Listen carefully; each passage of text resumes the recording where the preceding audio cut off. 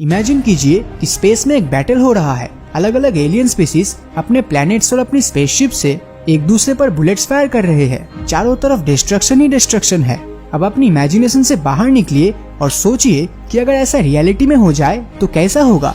1965 में Russian cosmonauts Alexei Leonov और Pavel बेलियव ने वॉस्को 3D स्पेसक्राफ्ट से स्पेस में गए थे, लेकिन लौटते वक्त उनके स्पेसक्राफ्ट में कुछ टेक्निकल प्रॉब्लम्स आ गई और वो अपनी लैंडिंग साइट से करीब 1000 किलोमीटर दूर साइबेरिया के जंगलों में लैंड हो गए। फॉर्चुनेटली उन्हें कुछ दिनों बाद रेस्क्यू कर लिया गया था, पर उसके बाद रशियन स्पेस एजेंसी ने TP-82 नाम की एक ट्रिपल बैरल्ड पिस्टल अपने कॉस्मोनॉट्स के साथ भेजना शुरू कर दिया। इंटरनेशनल स्पेस स्टेशन के एस्ट्रोनॉट्स के पास भी कुछ ऐसी ही गन्स होती है, तो क्या स्पेस में उन्हें कोई एलियन अटैक करने का खतरा रहता है? दरअसल ये गन्स उनके काम तब आती है जब वो स्पेस से लौटते समय सही जगह पर नहीं उतर पाते। फॉर एग्जाम्पल, अगर हम रशियन कॉस्मोनॉट्स की बात करें तो साइबेरिया के जंगलों में वो इन गन्स का इस्तेमाल बियर जैसे वाइल्ड एनिमल से बचने या फिर आग लगाने और रेस्क्यू टीम को सिग्नल देने के लिए इस्तेमाल करते हैं। लेकिन क्या हो अगर हम इन गन्स का यूज स्पेस में ही करें तो? मतलब अगर हम स्पेस में बुलेट्स को फायर करते हैं तो क्या वो पृथ्वी पर फायर की गई बुलेट की तरह ही काम करेगी? यहाँ पर हमें दो चीजों पर अपना फोकस करना होगा। पहली चीज है गन्स और दूसरी है बुलेट। अगर हम स्पेस में गन्स को फायर करते हैं तो उसके आगे वाले बैरल पर एक स्मोक का क्लाउड बन जाएगा। हर गन में एक एयर चेम्बर होता है। जब हम गन से बुलेट्स को फायर करते हैं तो गन का बैरल बहुत ज्यादा हीट हो जाता है। ऐसे में उस चेम्बर में भारी एयर इस हीट को कम कर देती है, बट क्योंकि स्पेस में एयर प्रेजेंट ही नहीं है तो हो सकता है कि आपकी गन ओवरहीट हो जाए और आप अपने हाथों को नुकसान पहुंचा बैठे। चलिए अब बात करते हैं बुलेट्स की। एक एवरेज गन से फायर की गई बुलेट की स्पीड ऑलमोस्ट 500 मीटर पर सेकंड होती है। धरती पर एयर रेजिस्टेंस होने के कारण बुलेट्स ऑलमोस्ट 500 मीटर ट्रेवल करने के बाद स्लो होने लगती है और धरती का ग्रेविटेशनल फोर्स उसे स्लोली अपने ओर खींचने लगती है। अगर हम एयर रेजिस्टेंस को नेग्लेक्ट कर दे और एक बुलेट को वर्टिकली फायर करे तो वो बुलेट अप्रोक्सीमेटली 12.5 किलोमीटर तक ट्रेवल करेगी। लेकिन अगर हम यही एक्सपेरिमेंट चांद पर करें तो वो बुलेट अप्रोक्सीमेटली 75 किलोमीटर तक ट्रेवल कर सकती है। इसका कारण ये है कि मून की ग्रेविटी धरती के कंपैरिजन में 6 गुना कम है, बट इस कंडीशन में भी वो बुलेट चांद के एटमॉस्फेयर से बाहर नहीं निकल सकती है।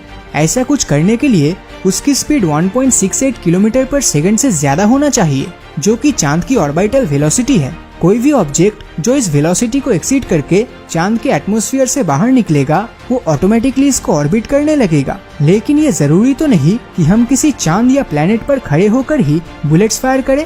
अगर हम स्पेस वॉक करते हुए एक बुलेट फायर करते हैं तो भी क्या वो बुलेट सेम तरह का बिहेवियर करेगी? इसका उत्तर है बिल्कुल नहीं।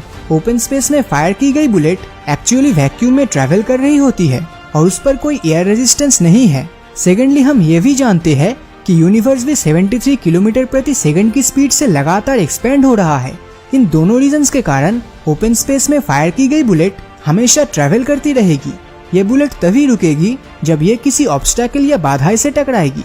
यहाँ पर एक इंटरेस्टिंग बात और भी है जिसे हम नेग्लेक्ट नहीं कर सकते, और वो ये कि स्पेस में गन्स चलाने वाले के साथ क्या होगा। अब जैसा कि आप जानते हैं कि सर आइजैक न्यूटन ने अपने थर्ड लॉ में कहा था कि हर एक्शन का एक इक्वल और ऑपोजिट रिएक्शन होता है, तो क्या बुलेट्स को फायर करने वाले एस्ट्रोनॉट्स भी उसी वेलोसिटी से पीछे की ओर ट्रेवल करने लगेगा?